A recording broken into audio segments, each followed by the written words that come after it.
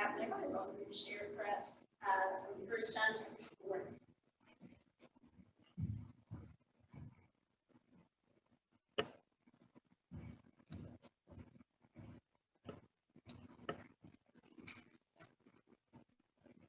And these words today from 1 John chapter 4, verses 1 to 6.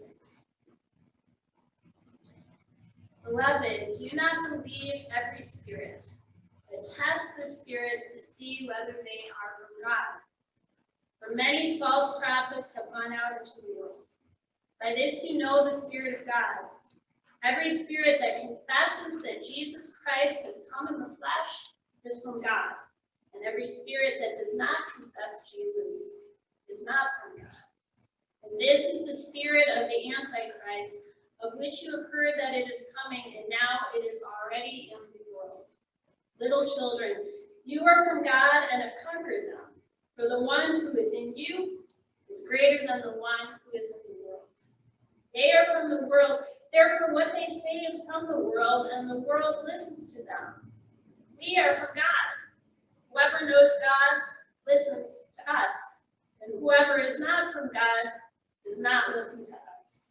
From this we know the spirit of truth and the spirit of error. This is the word of the Lord. Thanks be to God.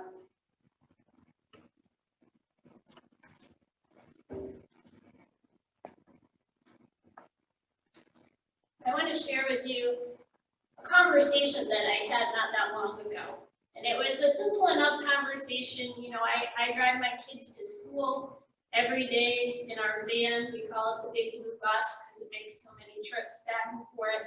And we were hanging out, Miriam and Charlotte and I, and a couple of the kids from our neighborhood.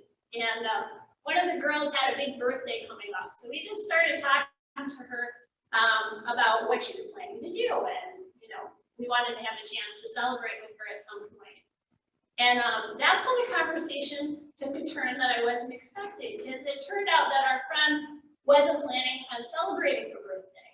And in fact, she said, I don't believe in celebrating my birthday. And so I asked her, well, why is that? And she said, well, I guess for religious reasons. And so I said, well, you know, I know there's some cultures that don't emphasize celebrating your birthday as much as others, and you know, that's okay. But I said, I don't think there's any biblical reason not to celebrate your birthday. I said, well, you're a wonderful creation of God, and we want to celebrate you. And then they just said, and I kind of was wondering where all this was coming from, because I've known her for a long time. And I just kind of blurted out, I said, wait, is this coming from being a Jehovah's Witness? And she said, yes. So then I told her, well, I think you might want to be a little bit careful about that, because my understanding of Jehovah's Witnesses are that they're more of a cult than a Christian denomination, and that I'd be happy to talk with her a little more about that. And of course, then, as happens in real life, the Big Blue Bus stopped, and we got at Lynn English High School, and our conversation sort of came to an end.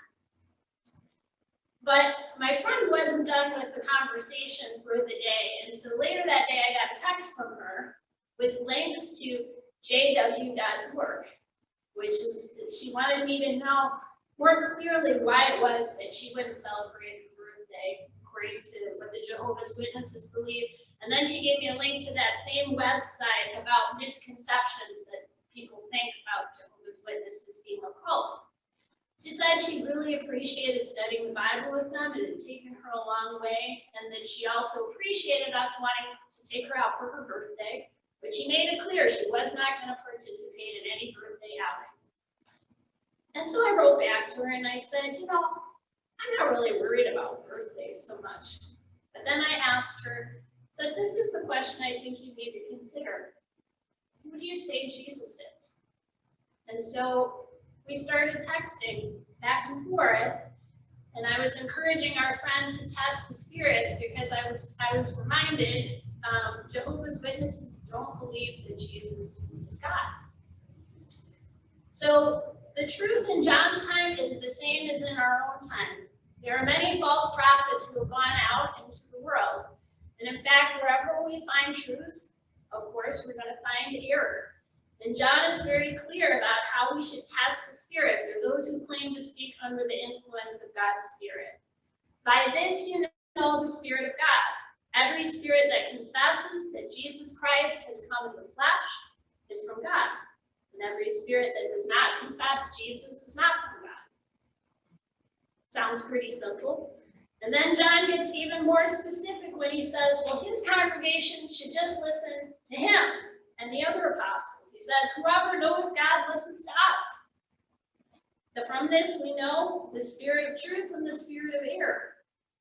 And that can sound kind of arrogant. Hey, just listen to me, I'll tell you what you need to know.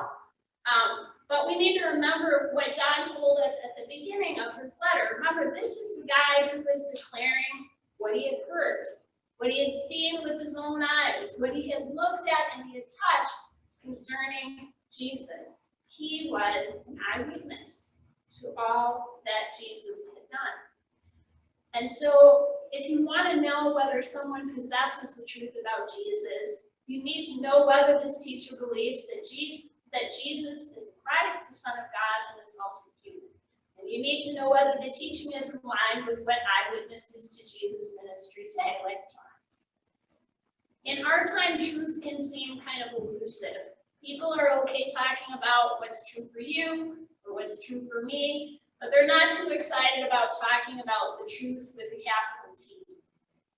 But John makes it pretty clear here, and Jesus does it himself, that you can't talk about Jesus and not talk about truth with a capital T. Jesus says himself, I am the way, the truth, and the life. No one comes to the Father except through me. So if a person talks about believing in Jesus, it's worthwhile to ask, is your Jesus the real Jesus? And the church is a good place for us to come and to ask those kind of hard questions and deliberate about what it means to believe in and follow Jesus. We want to be a safe place where we can be honest about what we think. But as we choose to follow Jesus, the church should also be a place where we are seeking to be in line with the truth of who Jesus is as God and man, and following the truth given to us